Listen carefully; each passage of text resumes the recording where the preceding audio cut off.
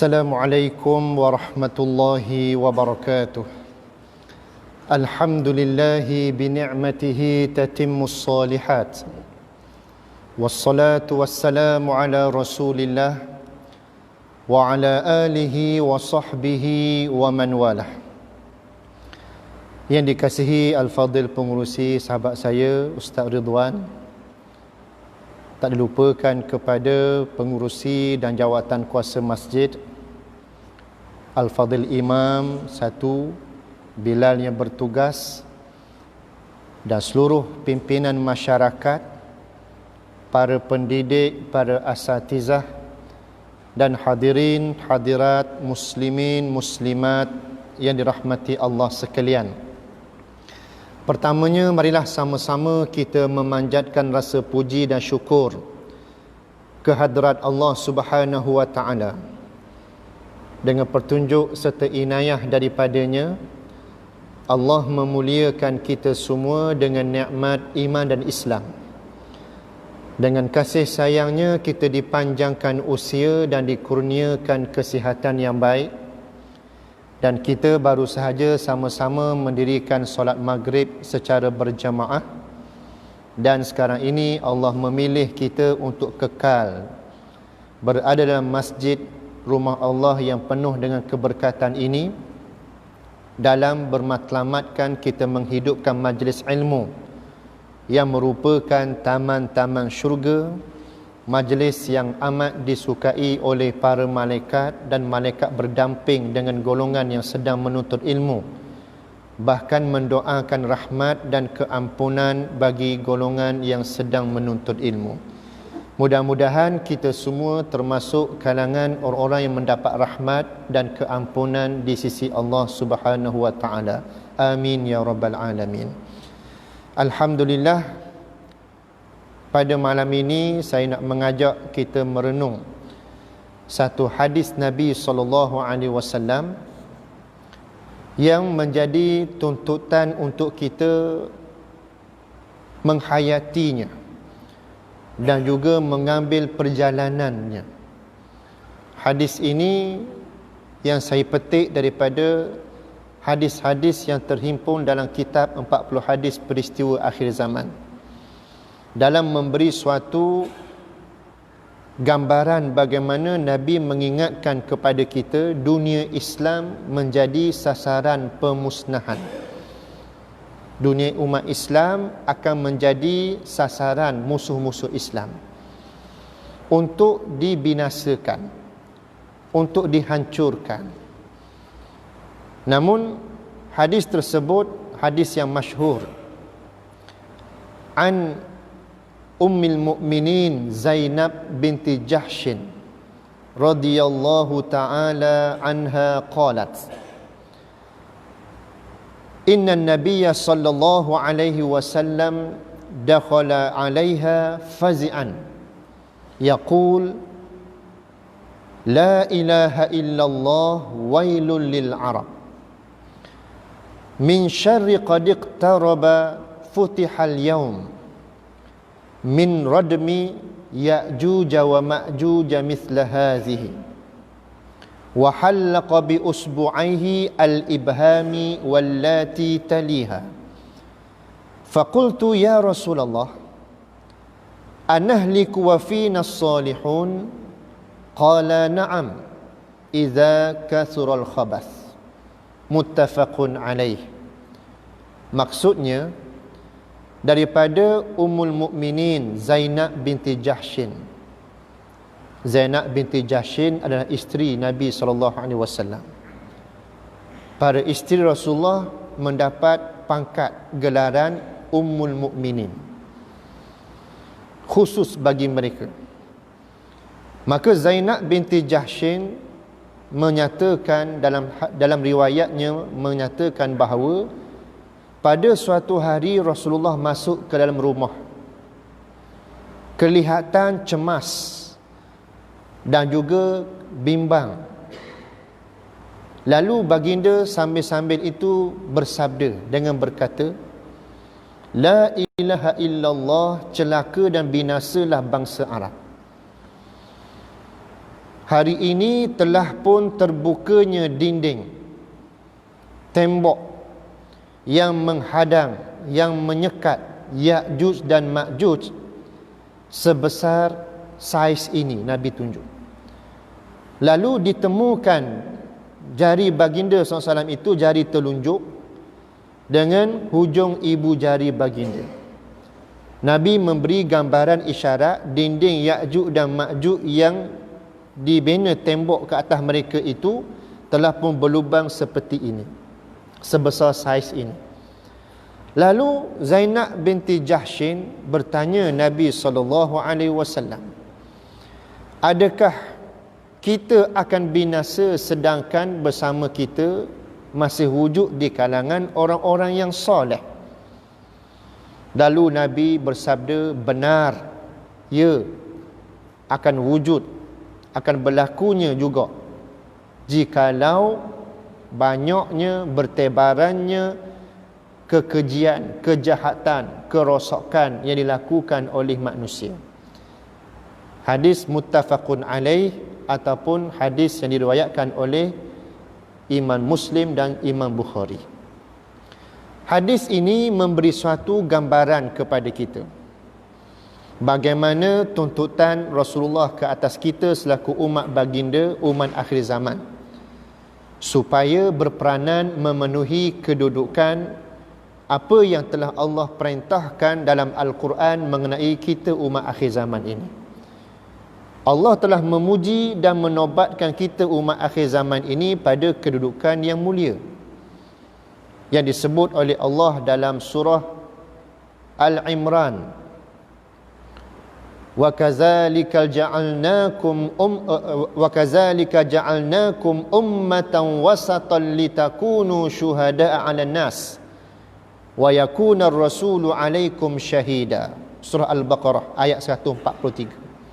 Yang bermaksud, dan demikianlah kami jadikan kamu, wahai umat Muhammad sallallahu alaihi wasallam, sebagai umat pertengahan.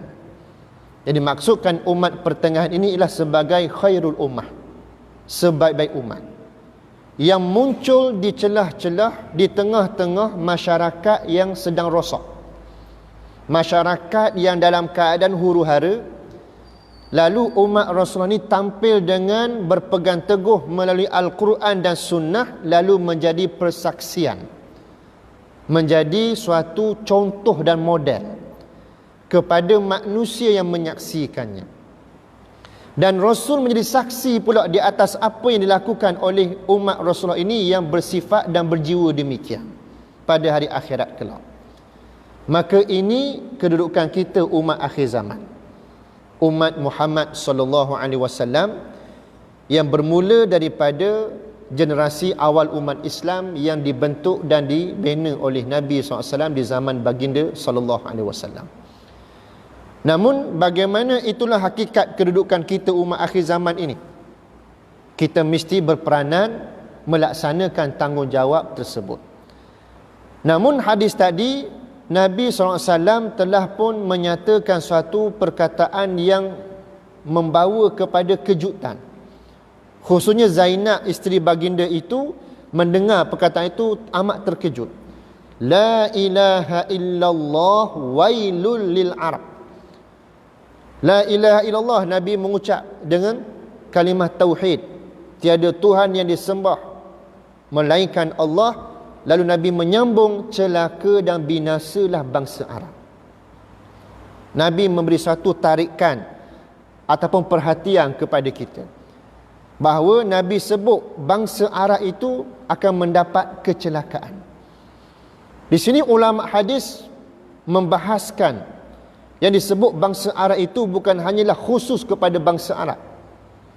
Ia merangkumi umat baginda sallallahu alaihi wasallam, termasuk kita semua yang ada pada hari ini.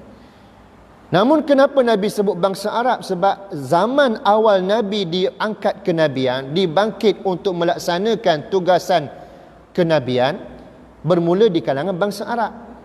Itu kena faham. Bermula di kalangan kota Mekah, penduduk negeri Mekah, bangsa Arab. Namun Nabi diutuskan bukan hanya untuk bangsa Arab. Allah Ta'ala menyebut dalam Al-Quran wa ma arsalnaka illa kaffatan linnas.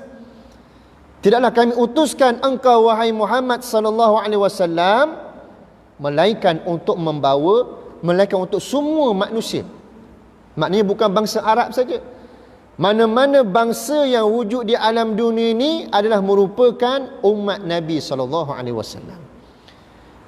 Pada ayat yang lain juga menyebut wa ma arsalnaka illa rahmatan lil alamin. Dan tidaklah kami utuskan engkau wahai Muhammad sallallahu alaihi wasallam melainkan untuk membawa rahmat kepada seluruh alam.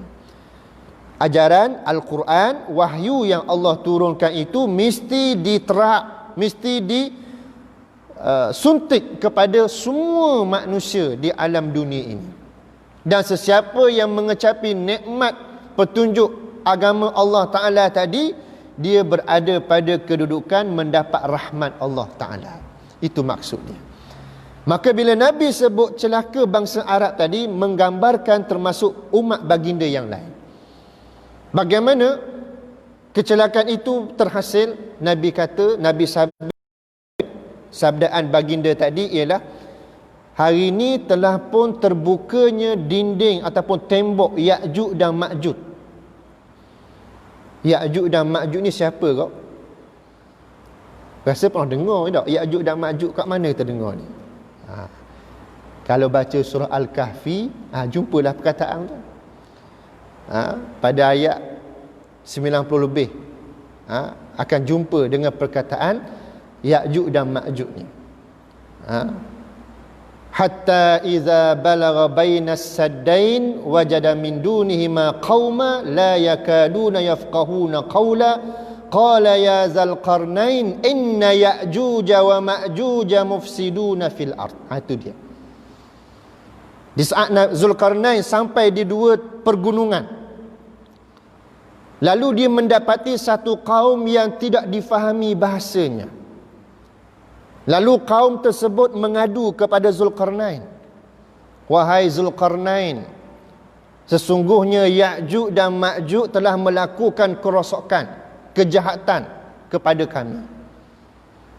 Bolehkah kamu wahai Zulkarnain bina satu tembok penghadang yang boleh menyekat mereka Ya'juj dan Ma'juj ni untuk melakukan kerosakan tadi, tidak melakukan kerosakan tadi. Tu sabit kisah dia tadi. Yang mana dinding yang menyekat itu yang dibina oleh Zulkarnain. Siapa Zulkarnain? Dia panjang pula perbahasan dia. Dalam soal Al-Kahfi, ulama tafsir menghuraikan, ada yang berpendapat Zulkarnain raja yang adil, yang saksama, yang soleh, yang beriman, diangkat darjatnya sehingga Allah ceritakan kisahnya dalam Al-Quran. Ada ulama meriwayatkan Zulkarnain ini salah seorang daripada nabi-nabi yang dilantik oleh Allah Ta'ala. Maka yang pentingnya ialah Zulkarnain sebagai khalifah Allah melaksanakan tanggungjawab, iaitulah mencegah kemungkaran. Apabila kejahatan membelenggu ke atas satu kaum yang dilakukan oleh Ya'juj dan Ma'juj, maka Zulkarnain menterjemahkan nilai umat yang melaksanakan perintah Allah. Perintah Allah itulah wa ya'muruna bil ma'ruf wa yanhauna 'anil munkar. Ajak kepada yang baik dan cegah manusia daripada melakukan kemungkaran. Termasuk mencegah kemungkaran, menyekat dan menghapuskan segala bentuk kezaliman, kejahatan dan apa-apa yang membawa kerosakan kepada kehidupan manusia. Maka itu juga gerak kerja yang mencegah kemungkaran. Namun hadis tadi menceritakan bagaimana dinding yang menyekat, tembok yang menyekat Ya'juj dan Ma'juj tu dah terbuka dah. Nabi sebut ni lebih kurang 1500 tahun yang lalu. Waktu tu dah besar ni lubang dia. Sekarang ni barangkali terbentang luas dah. Maknanya jenis manusia yang berperwatakan Ya'juj dan Ma'juj. Ya'juj dan Ma'juj ni dia bukan makhluk asing. Dia bukan jenis makhluk yang setengah orang menggambarkan apa dia, macam binatang buas, gigi tajam, kuku tajam. Tak, itu salah tafsiran tu. Ulama majoritinya meletakkan pandangan Ya'juj dan Ma'juj ni ialah Bani Adam, keturunan Adam, keturunan Nabi Adam. Sama macam kita lah manusia, keturunan Nabi Adam. Cuma watak perangai tu perangai binatang, jahat dia. Tak ada peri kemanusiaan, tidak ada sifat kemanusiaan. Kalau dia bunuh orang, kejam, tak ada perasaan langsung, jahat. Itu maksud dia. Namun kaitan dengan hadis ini dengan kita ini, Nabi menyatakan suatu amaran, wailun, celaka. Celakanya bagaimana? Apabila mungkar tidak dicegah. Itu maksud dia. Apabila Zainab binti Jahsyin tanya Nabi, anhaliku wa fina salihun, waktu Nabi sebut tu celaka bangsa Arab tu, Zainab tanya Nabi, sedangkan kita masih ramai orang yang beriman, yang soleh pun kena juga kecelakaan tadi. Zainab tanya Nabi. Itu maksud hadis tadi. Nabi kata, na'am, ya, iza kasural khabas, bila banyaknya perkara keji bertebaran, perkara mungkar bertebaran, perkara dosa, kejahatan, kezaliman bertebaran, sedangkan orang baik ramai lagi. Maknanya apa?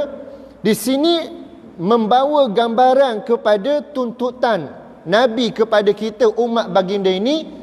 Kita ni hidup bukan sekadar untuk memenuhi fitrah kita sahaja. Bukan sekadar bila lapar makan, bila dahaga minum, bila berhajat pasangan nikah kahwin, beranak pinak, bercucu cicit, kemudian ada rezeki lebih beli tanah bayar kereka, rezeki lebih buat rumah besar-besar, rezeki lebih lagi beli kenderaan besar-besar, cukup makan sepaka kita besar, bini pun besar, dok mak pakaian saiz, tak, contoh. Lepas tu tunggu masa mati. Adakah itu tujuan hidup kita, tujuan kewujudan kita di alam dunia? Tidak, tuan-tuan dan puan-puan. Kita dijadikan Allah Ta'ala ni ada 3 matlamat dan tanggungjawab. Yang pertama sebagai hamba kepada Allah, yang kedua sebagai khalifah Allah, yang ketiga sebagai golongan yang menunaikan amanah Allah Ta'ala. Sebagai hamba Allah, sedia maklum, solat, puasa, zakat, haji, ibadat-ibadat khusus. Tu pun setara ibadat khusus pun tak apa nak ramai orang nak ikut disiplinnya. Tak. Nak komitmen dia ikut waktunya. Tak. Contoh, puas jenuh muazzin bila panggil, bunyi model Mekah pun, model Madinah pun, bunyi tonasi maghribi pun kadang-kadang tak apa nak ramai juga siapa di masjid dan surau tempat solat didirikan. Contoh. Tak. Ni di Papua New Guinea lah, bukan sini, tempat lain. Contoh maknanya. Rata-rata begitulah banyak berlaku tempat saya duduk perhati. Tambah-tambah musim COVID-19 lagi dahsyat. Ingatkan 2, 3, 4 bulan Allah Ta'ala bagi pedoman pengajaran tu, tarik nikmat berjemaah tu. Ingat ke mari rindu ke masjid ke surau ni tahap gabang. Orang Terengganu kata tahap gabang, tahu tak? Budak-budak suka sebut gabang ni. Maknanya tahap apa? Sedar tahap kritikal. Memang betul pun masa PKPB memang tahap sungguh-sungguh. Siapa berebut nak mari sejid, terutama masa solat Jumaat. Tak. Limit sebelum pukul 1, maknanya 12.30 rumbu dah masjid penuh. Bahagian rindu ke masjid sebab 3-4 bulan 3-4 bulan tidak dapat berjemaah. Bila buka je PKPB, berebut. AJK masjid tak menang tangan nak cek suhu ni. Tak menang tangan nak atur pergi duduk situ duduk sini lah. Keadaan apa dia? Berduyung-duyung manusia mari. Tapi jenis manusia ni dia cepat lupa sungguh. Melayu mudah lupa tak. Masuk PKPP longgar jadi.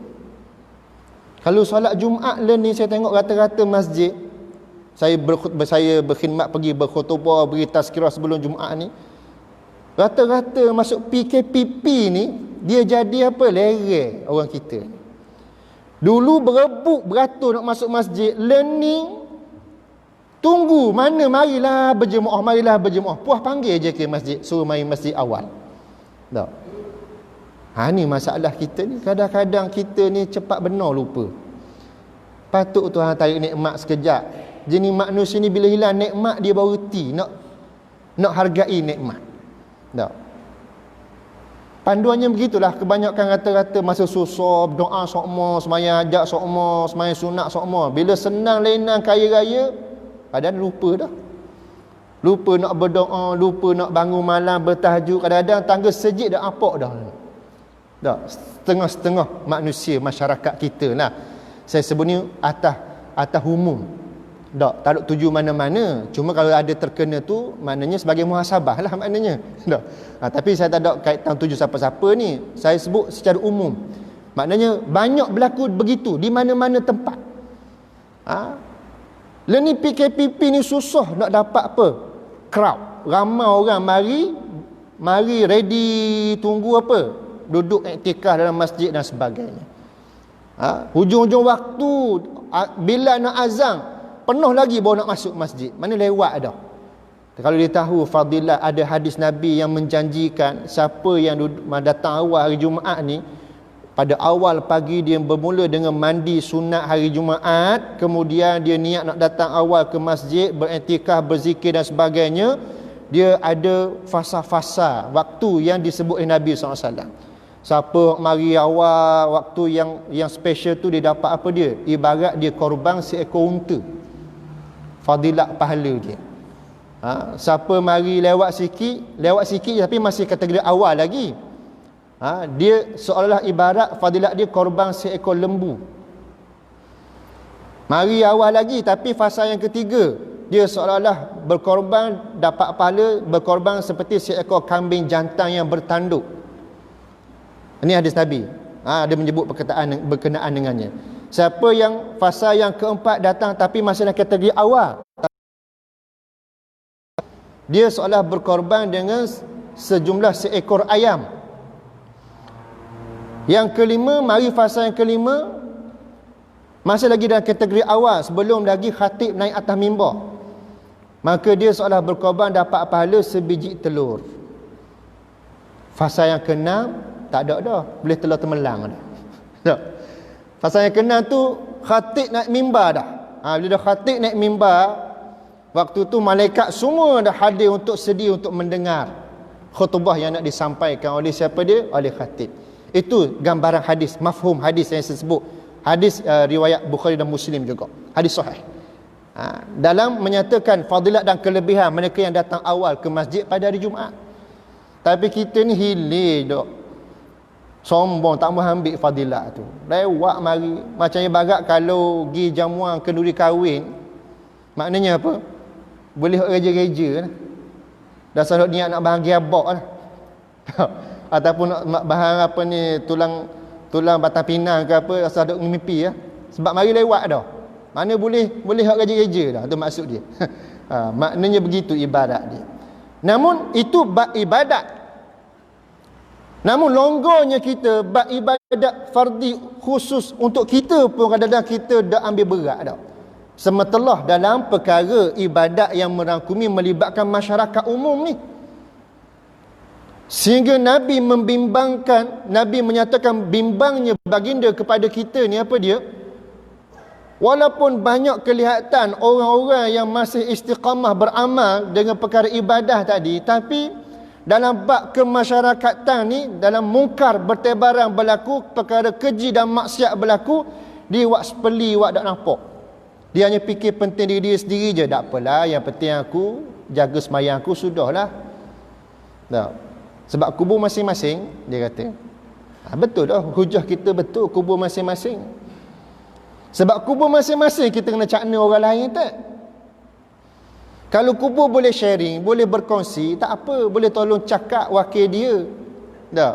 Malaikat mai tanya, cuk malaikat, saya wakil bercakap untuk dia, dia baik waktu dia hidup itu, cuma sesekala je celup mari sejid. Tak. Mana kalau kubur berkongsi, boleh bercakap, tolong tumpang bercakap sama. Tapi masalah tak berlaku begitu. Kita dalam kubur ni, kita seorang-seorang. Dah mana teman kita? Iman dan juga amal kita. Maka sebab itulah Nabi menyatakan suatu kebimbangan baginda SAW 1500 tahun yang lalu, sehingga apabila kerja-kerja untuk mencegah kemungkaran ni tak berlaku dengan baik, kerja-kerja mengajak manusia kepada ketaatan ni tak berlaku dengan baik, maka akan bertebarannya perkara keji, perkara mungkar, perkara fasad yang memberi kesan kepada apa dia? Mengundang kemurkaan Allah, mengundang kebinasaan kepada satu tempat itu sendiri, yang dikatakan sebagai bala Allah Ta'ala. Macam kita hari ni berhadapan dengan COVID-19 ni, ini bala Allah turun pada kita. Kenapa saya kata bala? Sebab kita manusia yang terlalu asyik dengan nikmat dunia, kita tidak berperanan mencegah kemungkaran.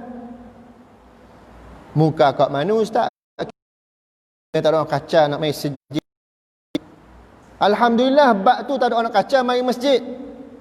Tapi tuan-tuan dan puan-puan perasan tak, dalam bumi, dalam negara kita Malaysia ni, yang kita war-warkan, yang kita laungkan setiap 31 Ogos kita melaungkan kalimah merdeka ni, rupa-rupanya kita tak merdeka.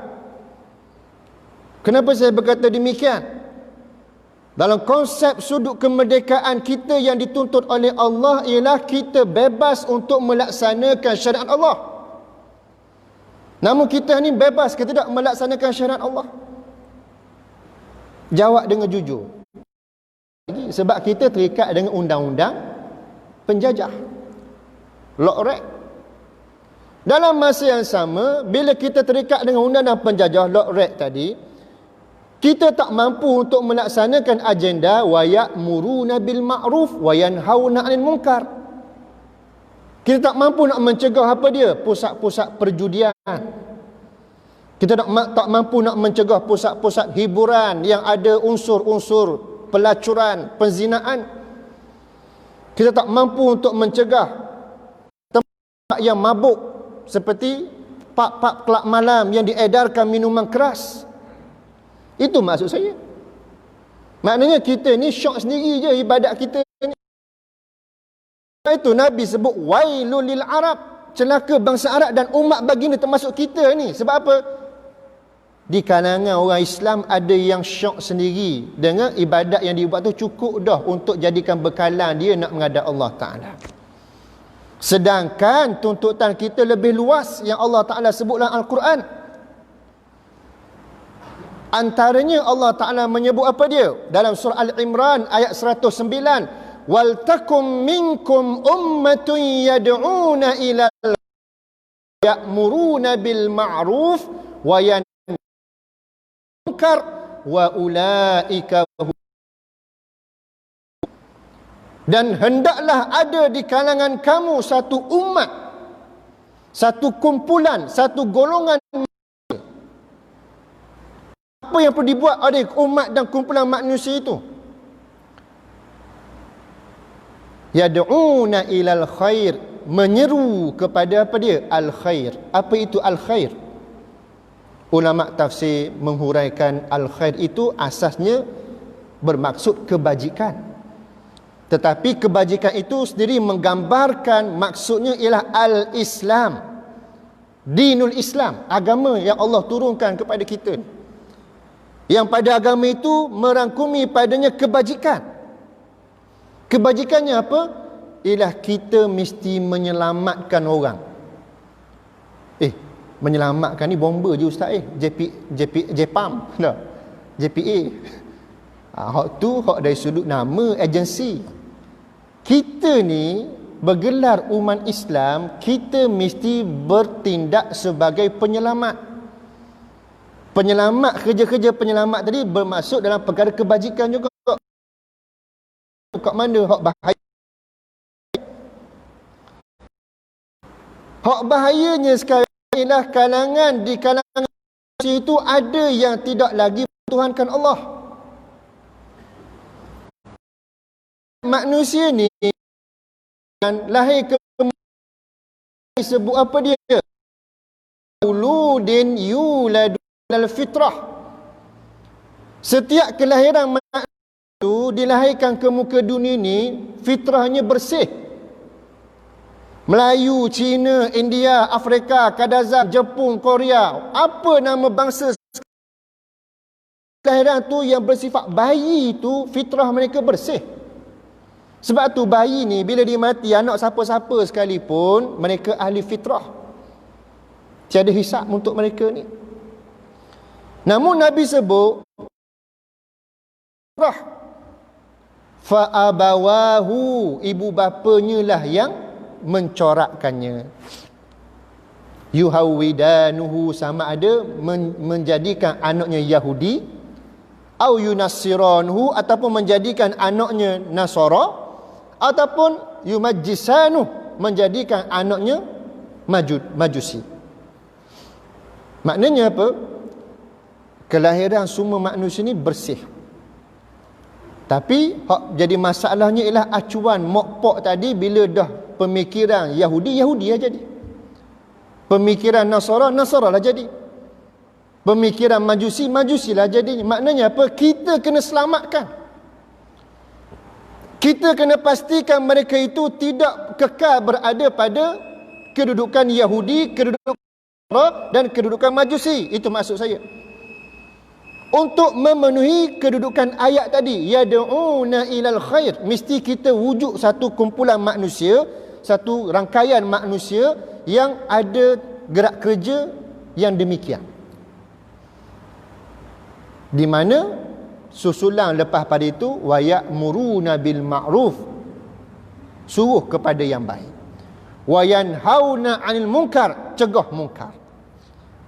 Wa ulaika humul muflihun, mereka yang bersifat demikian, Allah sebut apa? Mereka yang berjaya di dunia dan di akhirat. Di sinilah ulama menghuraikan al-ummah. Di sini ada 3 golongan umat. Yang pertama, ummah dakwah. Yang kedua, ummah al-ijabah. Yang ketiga, ummah al-ittiba'. Ummah dakwah ialah mereka kalangan bukan Islam. Mereka mesti didekati, mesti diseru untuk apa? Sedar Islam adalah satu-satunya jalan penyelesaian dalam kehidupan. Mesti diberitahu kepada mereka, Islamlah sebagai agama yang membawa kesejahteraan. Islam yang menyelamatkan kita di dunia dan di akhirat. Itu kena beritahu pada mereka. Paksa mereka bukan sifat kita. Allah dah sebut la ikraha fid din, tiada paksaan dalam agama. Tetapi mereka di kalangan bukan Islam adalah, mereka ni adalah termasuk ummah dakwah yang mesti kita dekati mereka dengan kita menyeru dengan dakwah bil lisan. Kita cerita pasal Islam kepada mereka. Ataupun dakwah bil hal, kita pamerkan sifat dan akhlak orang Islam yang sebenarnya macam mana. Tapi kita dalam bab ni pun gagal, tuan-tuan dan puan-puan. Kita orang Islam ni kalau bab pewatakan akhlak kita ni dan juga gaya hidup kita ni, kadang-kadang malu kita dengan orang bukan Islam. Contoh yang paling ketara, bab kebersihan. Kita jauh dengan orang bukan Islam. Cuba tuan-tuan ada rezeki lebih, boleh pergi tengok negara-negara maju yang mana di kalangan bukan Islam, mereka ni menghidupkan gaya hidup orang Islam, tapi mereka bukan Islam. Contoh di Jepun, bersih. Bab kebersihan bersih. Bab disiplin, lagi berdisiplin mereka. Bab integriti, hebat dia pada kita. Tempat awam, kalau kita tercecer barang, dia tak kutip ambil. Maksud saya, dia tak akan curi. Dia takkan, barang tu takkan hilang. Dia letak pula tempat yang mana? Tempat yang bersesuaian untuk dituntut semula. Tu di Jepun, bukan Islam. Tapi kita di Malaysia ni, dalam negeri kita lah sudah cukup dah. Tak usah kata barang cecer, hak dalam sejid awak usung lari tabung masjid, betul tak? Situ kalah dah kita dari sudut moral kita orang Islam. Saya sebut ni sebagai apa? Challenge. Mencabar. Cabar diri kita ni. Apa kita tak boleh buat yang terbaik, sedangkan kita ni mesti menjiwai watak apa dia? Wa ya'muruna bil ma'ruf. Dan kita itulah membawa kepada dakwah bilhal, tunjuk satu sifat akhlak yang terpuji. Itu yang Nabi bimbangkan tu, wailun, celakalah. Bila dah kita dalam perkara itu pun kita lemah, lagi dahsyatlah perkara-perkara yang lebih besar lagi, kita menjadi sasaran musuh-musuh Allah, sehingga kita bertelagah, berpecahan dan bertumpahan darah. Tengok apa yang berlaku pada dunia umat Islam. Di Timur Tengah, apa yang berlaku? Di Palestin, di Syria, di Yaman, di Sudan. Di Palestin sendiri, Baitul Maqdis, tanah suci umat Islam, tuan-tuan dan puan-puan sedar dah hari ini sedang dijajah, diambil oleh siapa? Zionis, Yahudi. Sedangkan Baitul Maqdis tu milik kita semua orang Islam. Tidurnya kita orang Islam hari ini, kita biarkan Zionis menguasai Baitul Maqdis, kiblat pertama umat Islam dan tempat berlakunya peristiwa Isra' dan Mi'raj. Kalau tuan-tuan perasan, 3 tahun lepas lebih kurang, tak silap saya, Donald Trump, Presiden Amerika, telah mengisytiharkan dengan berani mengatakan bahawa Baitul Maqdis ibu negara kepada negara haram Israel. Ini fakta. Tapi dalam pada diumumkan begitu, mana negara Islam yang tampil ke hadapan untuk menolak dakwaan itu? Tak ada senyap. Itu yang Nabi sebut, wailun, celakanya bangsa Arab dan umat Rasulullah ni. Sebab apa? Bila kemungkaran tak dicegah. Dan umat Islam dalam keadaan bertelagah, berpecahan, berbunuhan, termasuk hari ini UAE, Bahrain, mesra kepada Zionis pula buat hubungan diplomatik. Inna lillahi wa inna ilaihi raji'un. Dahsyat tuan-tuan. Dan juga kehidupan dalam negara kita, ada kalangan orang Islam sendiri yang bersekongkol dengan golongan kafir yang menentang Islam,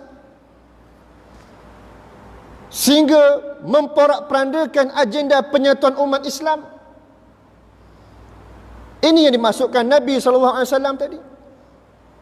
Apabila kita umat Islam tak berperanan untuk menjiwai sebagai apa dia? Wal takum minkum ummatun yad'una ilal khair.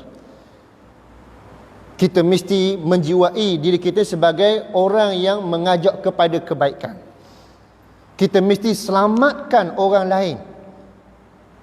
Hak ni tak perlu pun ada lesen nak selamat orang ni. Selamat ni kita cerita kebaikan je pada orang. Itu je. Cerita Islam je pada orang. Cerita kebaikan Islam je pada orang. Cukuplah. Maknanya, di samping itu kita tunjukkan akhlak dan model yang terpuji kita orang Islam, sehingga apa? Boleh mencelakkan mata-mata orang bukan Islam. Dia tengok Allah comelnya, jelira tengok orang Islam ni cakap jujur, tertib, terening, ada disiplin, ada jaga kebersihan. Molek sungguh. Dah kita pakat masuk Islam dah. Tu baru sedap dengar. Itu mesej yang perlu kita faham hari ini. Mesti kita bertanggungjawab melaksanakan gerak kerja itu. Sebab itu saya kata kita ni adalah penyelamat kepada manusia yang lain.